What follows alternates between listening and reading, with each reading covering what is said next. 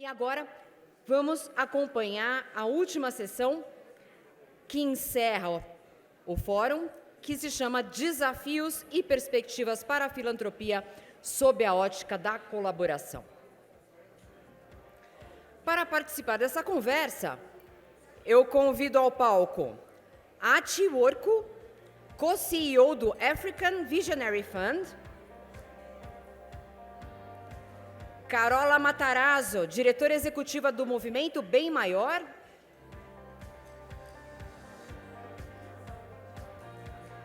Matthew Bishop, co-fundador do Catalyst 2030,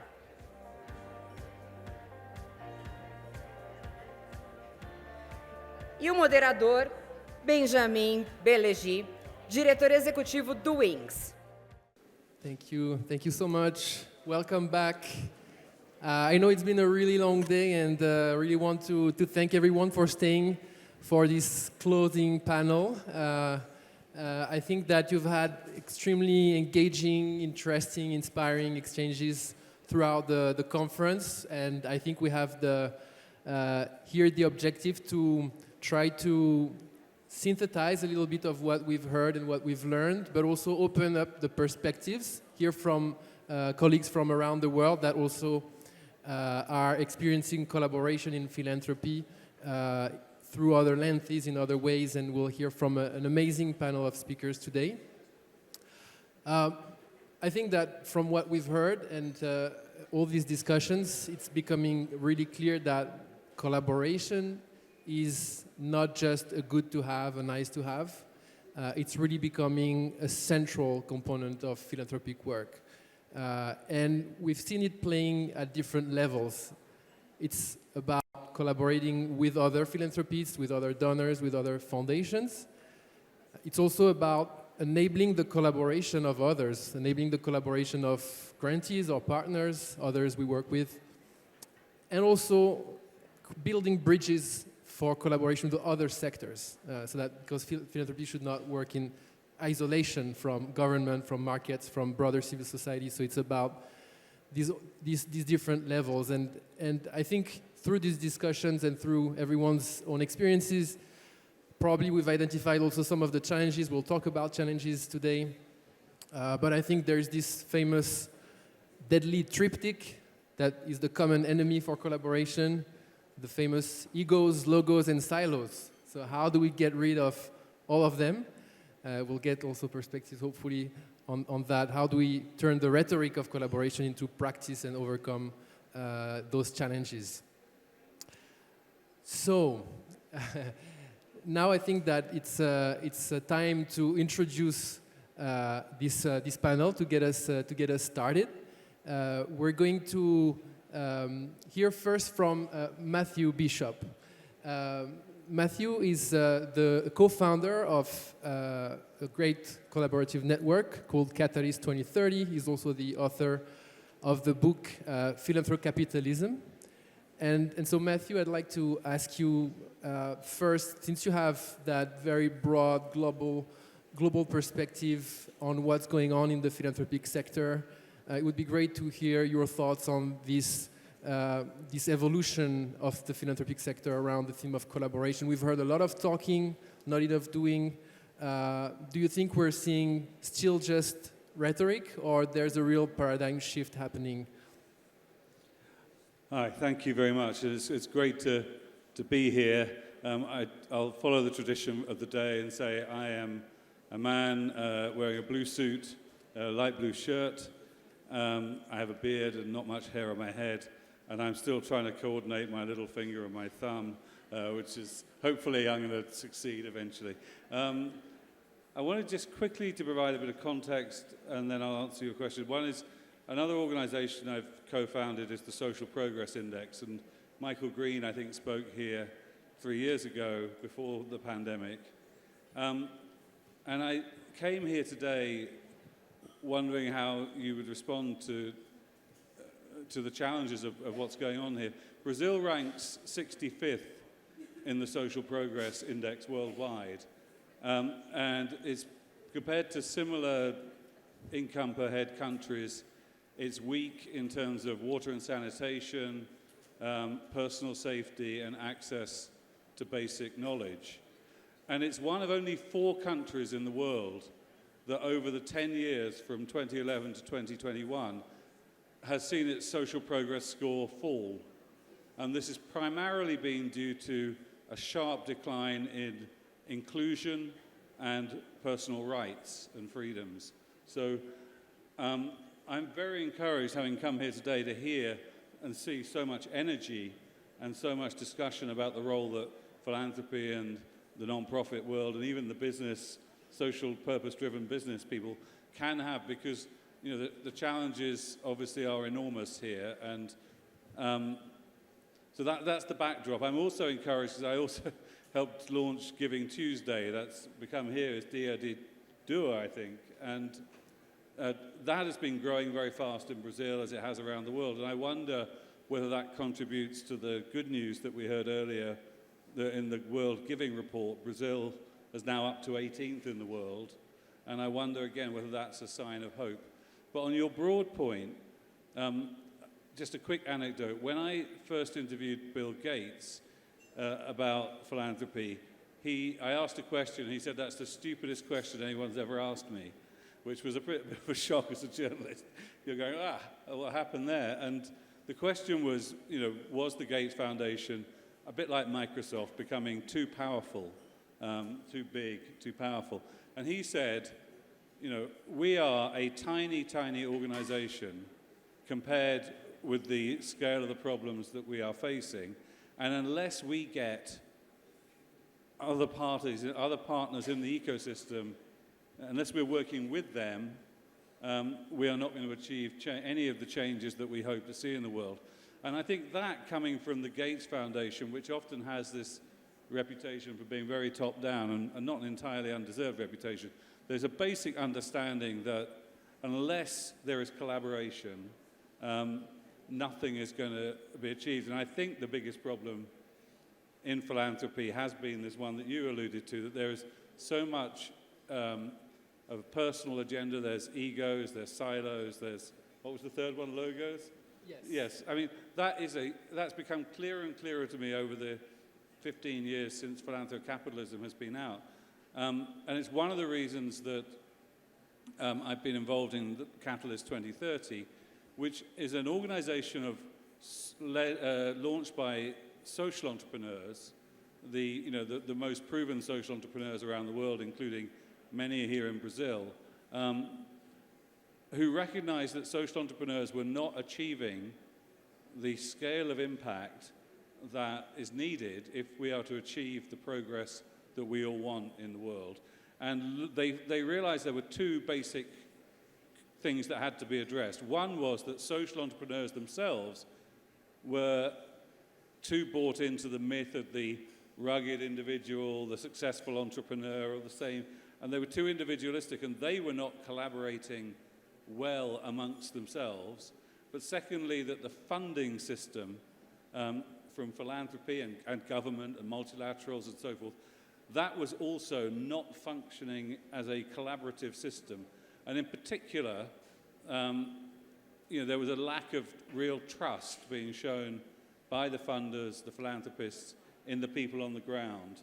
And so the mission of Catalyst 2030 has become partly to change the whole way in which philanthropy works with the social sector in a way that really is trust-based, a partnership of equals, where just because you're bringing the money doesn't mean you should have the decision-making power, that it is genuine collaboration. And I found actually a lot of philanthropies are starting to understand that better.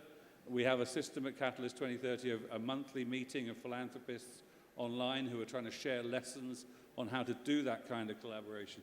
But unless we can make that work, I think philanthropy will fall well short of its potential, and that we won't really be able to see the kind of progress that is possible, I think, if philanthropy embraces collaboration in a way that is wholehearted and sincere, but really looks to learn as much as it does to fund.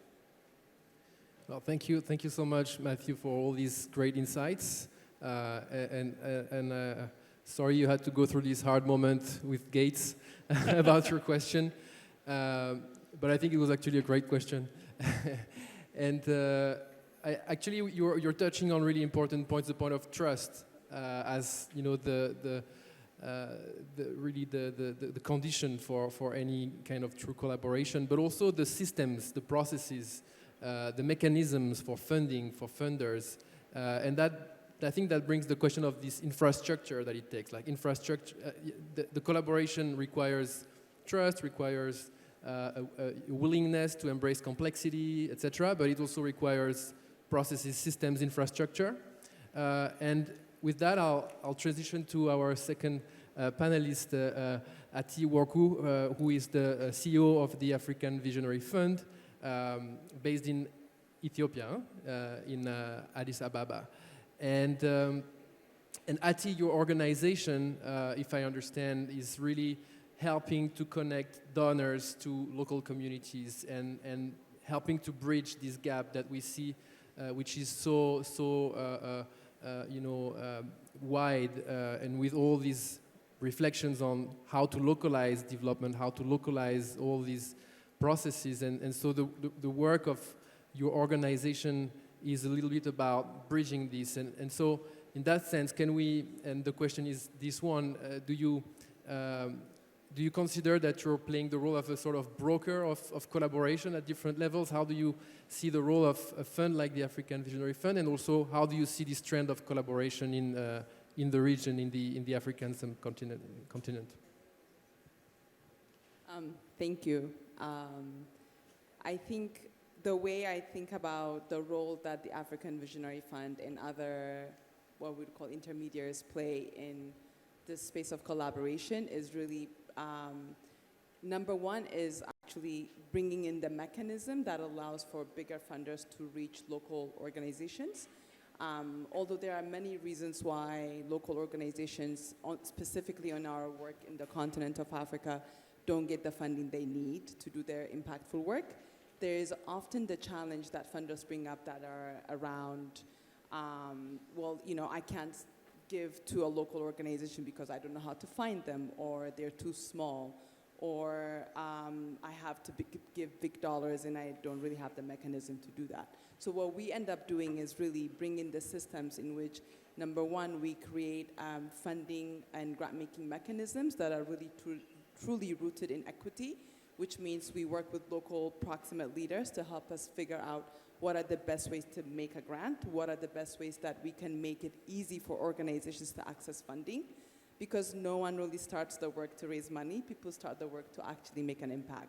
But most of the time, leaders spend a lot of their time looking for funding and kind of in that rat race of fundraising. So how do we become the middle person or organization that allows for the movement of funds to locally led organizations in a way that serves both. On the funder side, what it does is it allows for funders to reach local organizations, and then on the organization side, it allows for the organizations that we fund that receive unrestricted multi-year funding from us, that allows them, number one, to have the power to decide on what to do with the funding.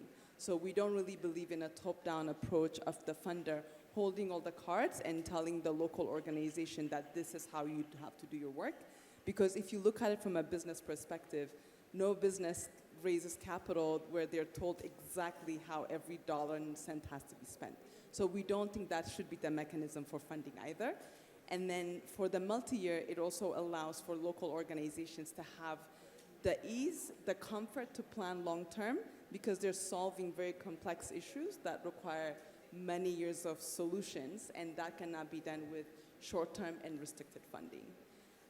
And then when you look at the collaboration on the continent and kind of the trends we're seeing, one of the most important trends we've looked at over the past couple of years is collaboration with local organizations amongst each other as an alternative to scaling up. Not every solution is for scaling up, but I may be a tech organization based in Nairobi, and there's another organization in in Mombasa, let's say, that is trying to address the same issues. So instead of me scaling to address issues in Mombasa, I can collaborate with the organization that is already in the community and understands the issues of their community, and then improve my reach more people, support, and impact more people without actually having to stretch and scale up, because as scale is necessary in some contexts, it's not necessary in every context. And another thing we see is also collaboration with governments, which for systems change. But oftentimes, when systems change collaboration is talked about, it's often talked about in the context of national, federal governments. But what we're seeing a lot is also systems change collaboration within local, regional, district level collaboration that happens across the continent. Recently, I was in Uganda visiting one of our partners called Barefoot Law. They are a legal aid organization that provides legal advice for people to solve their issues within the justice system. And during the pandemic, they decentralized their work and started creating what they call these law boxes all across the country, where you can walk in, make an appointment, and you'll get a lawyer from Kampala that speaks your local language to help advise you on a solution that you need for your issue. But to be able to do this, one of the regions I visited, the chief in that region offered them free land, free water source to be able to bring a law box in that district. And within a few months, they were able to do that, and now they serve thousands of people within a particular district. So that shows us where there is collaboration at the local level that's not talked about enough, because oftentimes I think philanthropy looks at collaboration at these like massive federal level, big changes, but there are a lot of smaller changes that are happening that add up and make a huge impact in the communities. Wonderful. Thank you so much, Atti, for bringing this experience from the whole African. I mean, you're based in Ethiopia, but really you work across the continent, and really interesting to see how you see this systemic change happening at the very local level, and how an organization like yours helps connect the dots. And this idea of scaling, not just scaling up one organization or project, but like scaling out and sort of getting others through connections to replicate and give more strength to the solution. So that's really great. Carola, now your turn. Based in Brazil, so sorry I'm talking in English to you. I would love to speak Portuguese with you, but I had to choose, and I followed the majority. So Carola, you're leading this great movement called Movimento Maior here in Brazil. And Movimento Maior is itself the fruit of a collaboration, right, between donors. So it would be very interesting to hear your thoughts on this topic, and some of the challenges that you've faced, and some of the opportunities that you see in the context of Brazil, and also with your specific work with this movement. Obrigado, Benjamin.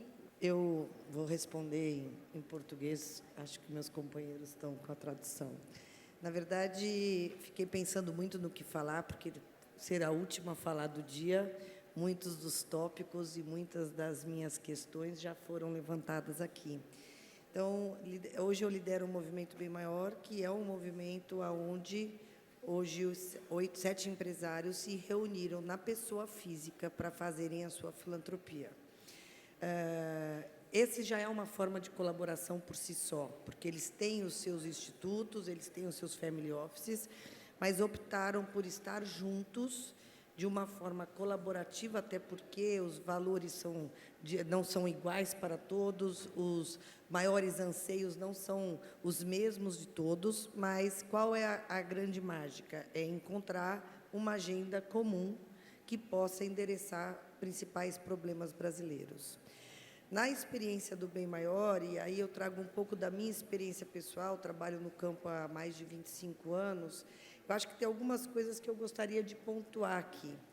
Primeiro, que quando a gente fala em colaboração, e o que a gente tem visto no Bem Maior é que a gente tem, como se fosse uma cebola, né? Uma multi-layers de colaborações a serem construídas e de pontos a serem ligados. E que nenhum exclui o outro, porém, todos eles dependem de algum tipo de decisão, de escolha e de comportamento. Quer dizer, um alinhamento de valores, um alinhamento de prioridades, precisará ter para que as organizações ou que os investidores sociais ou que os territórios façam suas escolhas. E aí eu tenho sempre a fala de que eu vejo, inclusive hoje, da posição de financiador e de representando investidores sociais, olhando as formas de colaboração do meu ponto de vista para o beneficiário. E o que eu tenho tentado trazer nas rodas que a gente tem sentado é, que tal se a gente inverter a lógica? Estamos num país onde já foi dito por todo mundo as necessidades e é onde a gente vê a demanda latente e, em muitos casos, as soluções já apareceram no território. Em muitos casos, os territórios estão organizados ou estão, na sua municipalidade, buscando soluções. E nós chegamos lá com um grupo de pessoas querendo colaborar para aquela solução. Que tal se a gente fizesse ao contrário? Colaborativamente, fôssemos ouvintes ativos das soluções dos territórios, dos investidores dos territórios, e escutássemos qual é a colaboração que eles precisam. Porque com esta relação de confiança começando a ser formada, aonde nós vamos agir, com certeza a colaboração vai poder escalonar do município para o Estado e amanhã para a federação, ou ao contrário. O meu ponto é o seguinte, precisamos ter alinhamento de agendas, né? Deixar o emocional e o racional estarem bastante alinhados, relações de confiança, expectativas alinhadas. A gente fala em colaboração para impacto. Qual é o impacto que todos esperamos? Os que estão financiando, os que estão na operação e os que estão lá na ponta sendo beneficiados por esse trabalho. O impacto está razoável para todo mundo, porque o que nós, financiadores, muitas vezes esperamos não é o possível, não é o que vai acontecer no beneficiário ou na organização que está sendo apoiada por N questões. Então, o alinhamento de expectativas me parece algo extremamente importante. E a generosidade na troca de experiências, na troca de tecnologias sociais, nos investimentos colaborativos, onde eu deixo de ter o poder, eu deixo de ter a caneta, e o poder vai ser compartilhado, onde a minha expertise será doada para as organizações que estão trabalhando juntas, e aonde o meu network passa a fazer parte daquela coalizão, daquele grupo que está buscando colaborativamente soluções. A gente não pode abrir mão de nenhum desses fatores, porque senão não será uma colaboração genuína. A intencionalidade tem que estar absolutamente alinhada.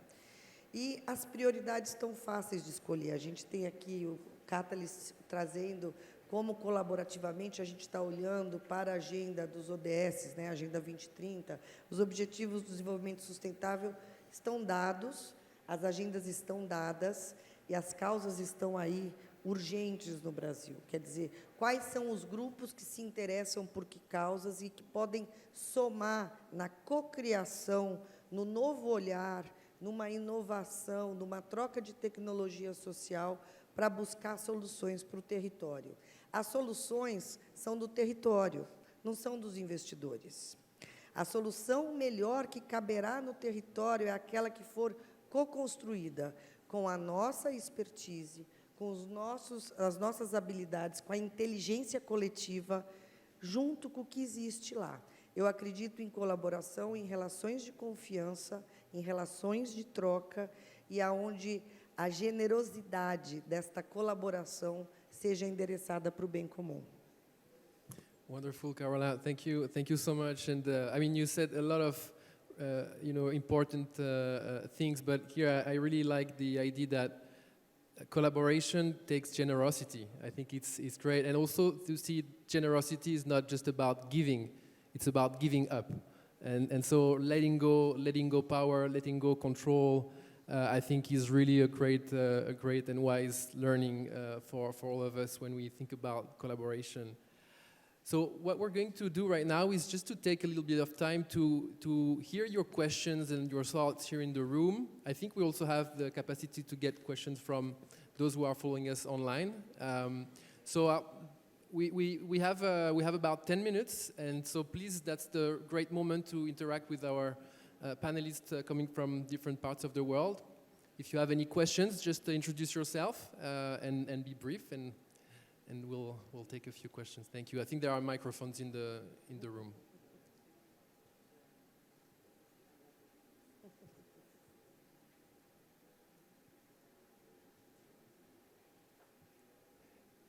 I see one hand here, please. Thank you.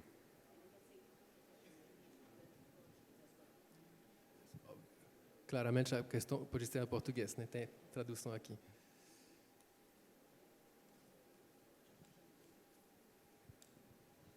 Hi, I'm Joyce. I work at the U.S. Consulate here in São Paulo. And I just wanted to ask, what are some of the lessons learned, best practices, and strategies in articulating and moderating that giving up and compromise process to generate trust? Great question. Thank you. I think we're going to just to do a quick round. If there are a few, maybe one or two more questions, I'll note them here, and then yes, thank you here. Eu queria fazer uma pergunta em relação à generosidade que foi compartilhado, de um modo que vocês pudessem compartilhar na experiência de vocês quais cases de compartilhamento de generosidade, de conhecimento, seja de troca de tecnologia social e tudo mais, o que produtos surgiram a partir desse grau de generosidade, né, e o que vocês conseguiram observar de cases reais de sucesso a partir da capacidade de ser generoso e compartilhar esses conhecimentos sociais, tecnológicos, trocas, uma coisa nesse sentido. Seria muito rico poder ouvir de vocês um pouquinho nesse sentido. Obrigado.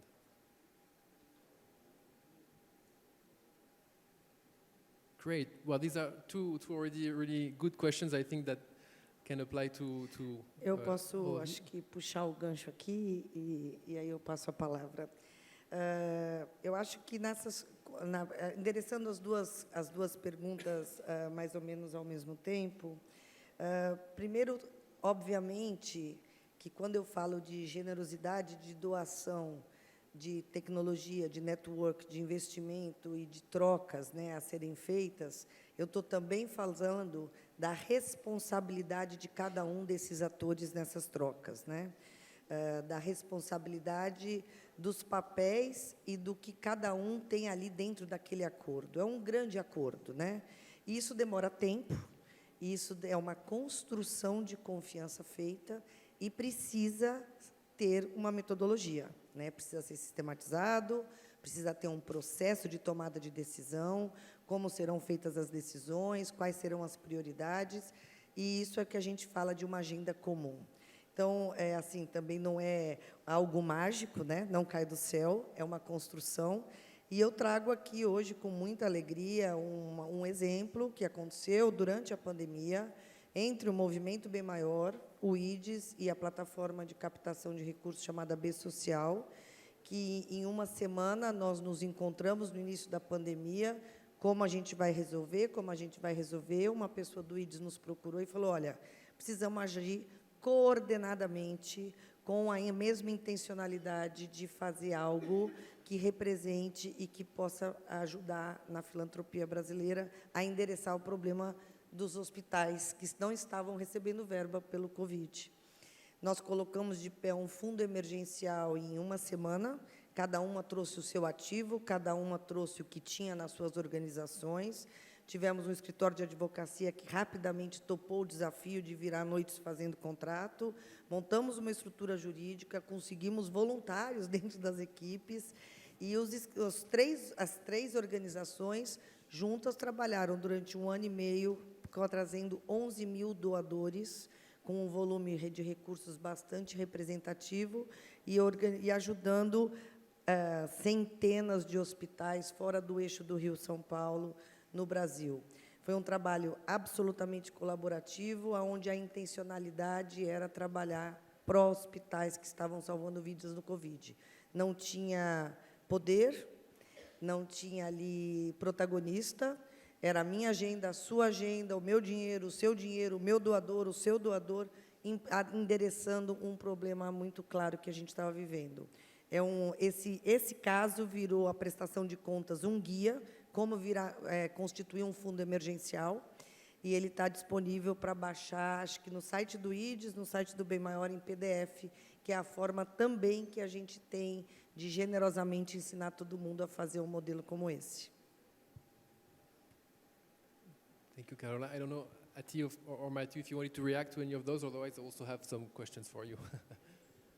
Yeah, I mean, I think also, one example I was very struck by that was referenced earlier by the lady from Bridgespan was at the start of the pandemic, both in the US and in London, a number of the leading foundations got together and agreed, made a pledge to reduce a lot of the conditions that applied to the grants they'd already made. So if you were a charity and you'd received money for a specific project, you were free to use that money however you wanted to. And that was a moment, I think, of revelation for a lot of the funders, that actually these organizations were their partners and they needed to trust them more, because otherwise, there was just simply so many of them were going to fail just because of the economic hit of the pandemic.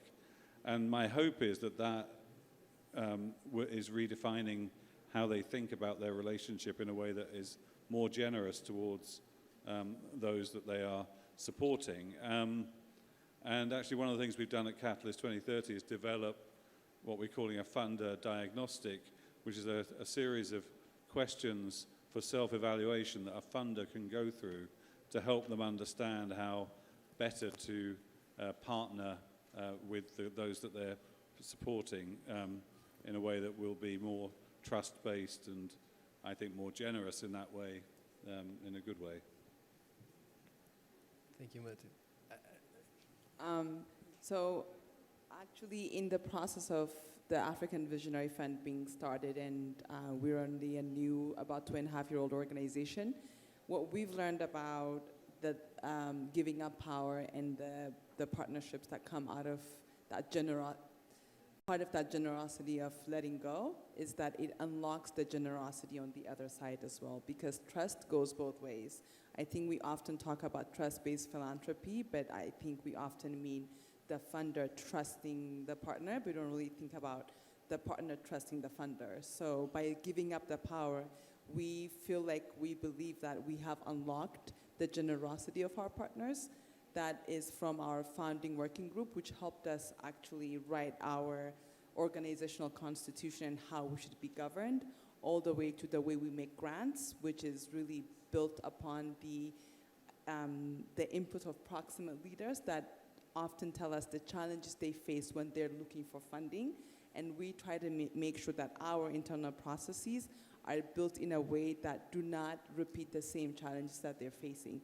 But that's only possible because they are very generous with their knowledge, with their experience, with their time, where we're often asking them to fill out surveys, we're asking them to get on phone calls to tell us what the challenges they face are, what kind of solutions can they suggest for us, and what are the best ways we can serve them as a funder. And part of the reason for that is that we truly believe that money is just one of the resources and should not be held as a position of power.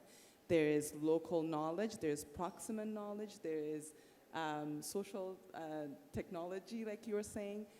All of these are resources, just the same way as money is, that are needed to make a common solution happen in a local context. And the more we invest in local solutions and local organizations, we unlock the generosity of the local leaders to really help us as funders to understand the best ways to fund.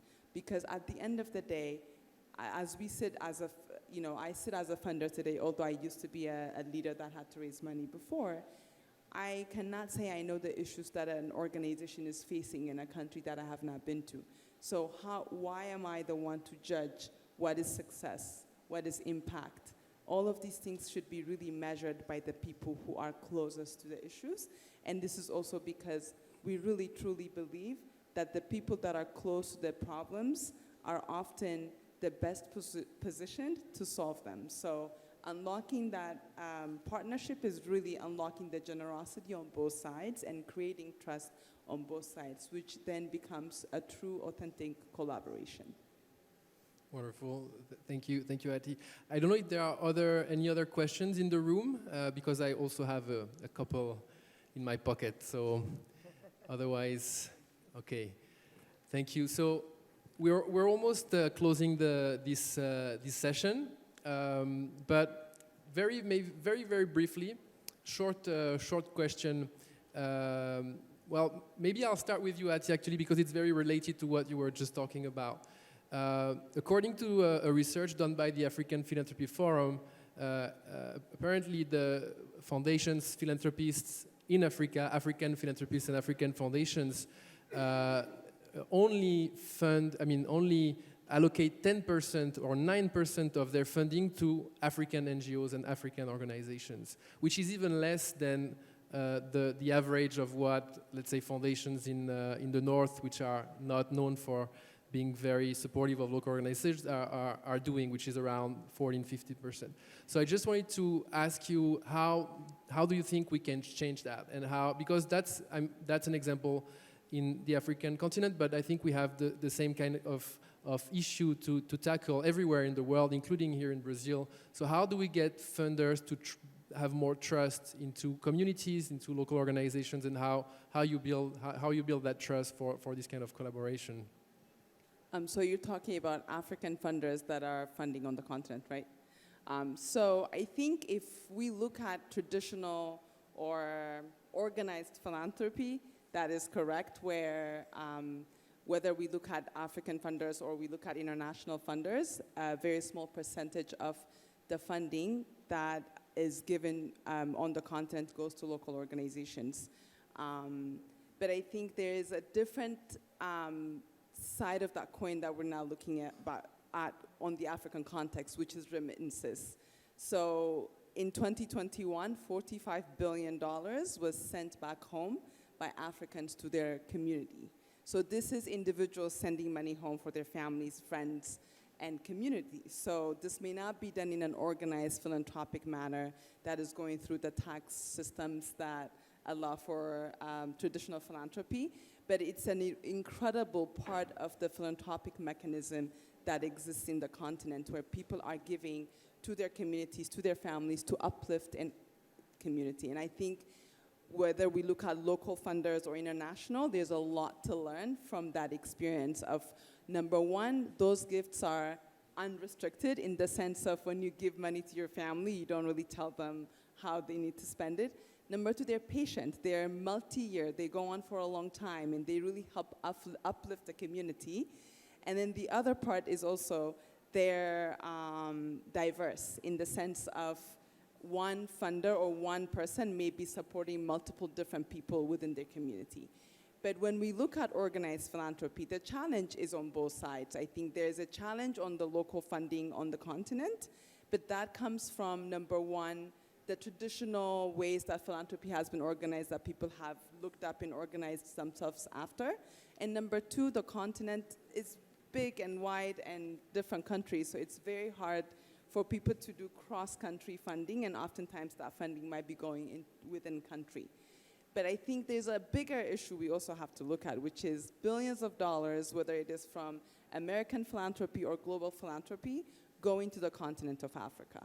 However, if we look at global philanthropic dollars, less than 0.4% of global philanthropic dollars that go into the continent of Africa actually go to African-led organizations.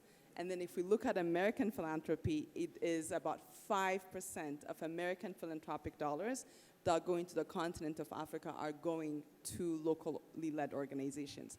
So this, we can look at it in different angles, but generally it just shows us that although they make significant impact, locally led African-founded organizations are chronically underfunded, and they make do with very little, they still have huge impact in their community. Amazing. Thank you so much, Atti, and lots to learn for big donors from everyday givers on the trust front. So we still have just a few minutes, so if we can just keep it to 1-2 minutes quick. Matthew, you wrote this book, Philanthropic Capitalism, and I think one of the ideas is to see how the corporate sector can, be a source of inspiration, let's say, for more effectiveness of philanthropy. I might simplify a bit, but in the context of collaboration, do you think that philanthropists, funders, foundations can learn from the business sector in terms of how to collaborate? Yeah, I mean, I think that business is learning to collaborate better in what they're calling the pre-competitive space, but it's still, even businesses are business is a very competitive world. I think what I was really talking about in the book was more about the fact that business has become maybe the best at delivering what it promises to its customers, and that it was that focus on being clear about what you're doing and really trying to achieve it efficiently that we were seeing the potential for philanthropy to do more of, really be more outcomes driven. But I do think every institution now, because the ESG movement, the SDGs, whether you're a for-profit or a non-profit or a foundation, you have to be more and more aware of aligning everything you do with a clear purpose and a clear responsibility to be accountable to society and to show that you are delivering not just your own narrow private targets, but you're actually benefiting the world at large. And because of the media, social media and everything, that's only going to become more and more required by society in future than it has been in the past. So lots of things going on there, but it's really about showing that you're making a difference that's positive.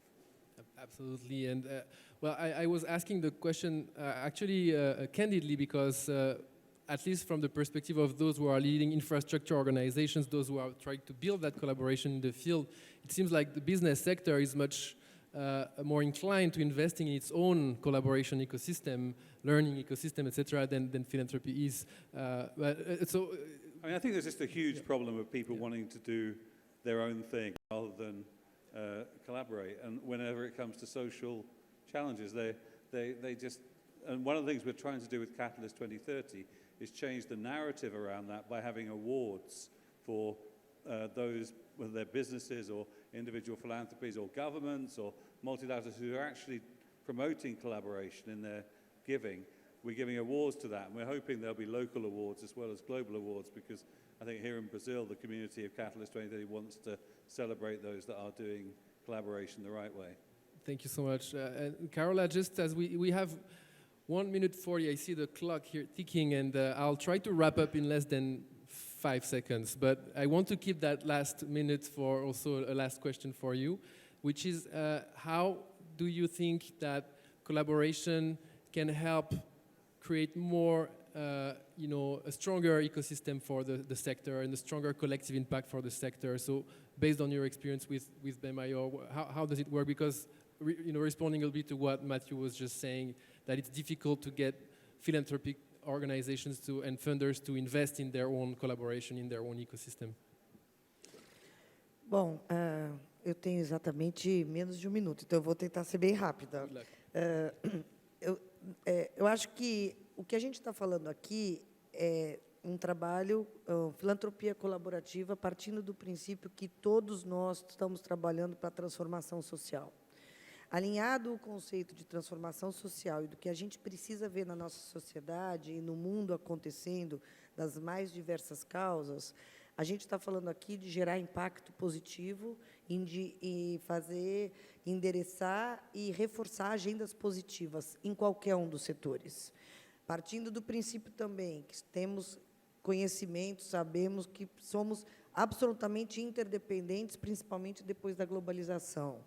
e que temos trabalhos multidisciplinares a serem feitos, não tem jeito se a gente não olhar para o alinhamento de políticas públicas, para olhar como a filantropia como uma grande ferramenta de transformação, de impulsionamento de novos modelos, de, quem sabe, inovação no campo social para ser testado. É um recurso que pode correr risco. Colaborativamente, podemos correr riscos, políticas públicas não podem correr riscos. E precisamos da expertise do segundo setor, com a sua logística, com o seu conhecimento, como lidam com seus clientes. Os clientes da filantropia são os vulneráveis. Quer dizer, como que a gente olha para essa população como clientes que precisam de um impacto urgente? Então, eu acredito que a colaboração aqui que a gente precisa falar é uma colaboração dos 3 setores, em todos os níveis, e que a gente precisa, obviamente, fazer recortes, acordos e alinhamentos. A filantropia colaborativa é aquela que co-investe numa mesma solução, numa mesma causa. E só a questão de você co-investir, de você deixar de ser o protagonista daquela organização, daquela causa, daquele projeto, você já está abrindo mão do poder do protagonismo de ter gerado o impacto social.